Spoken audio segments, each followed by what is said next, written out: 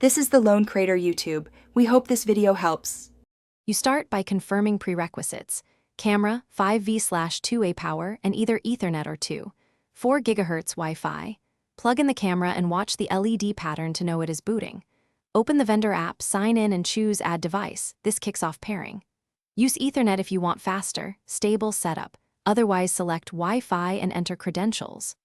Once done, the app will search for the camera and prompt you to scan a QR or accept a pairing code. You'll now walk through pairing and configuration. Pick the 4 GHz Wi-Fi network because many EOT cameras don't support 5 GHz for setup. When the camera appears in the app, follow prompts to pair and allow local network permissions. Make sure to accept and install firmware updates. These fix bugs and add security, so do not power off mid-update. After firmware, set the camera name, time zone, and detection zones. This helps filtering and avoids false alerts. You finish by validating core functions.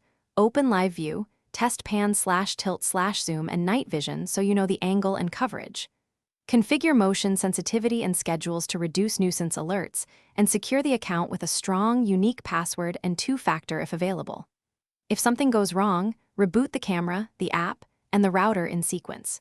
If pairing still fails, connect via Ethernet for setup or perform a factory reset. These steps resolve most network or credential conflicts quickly.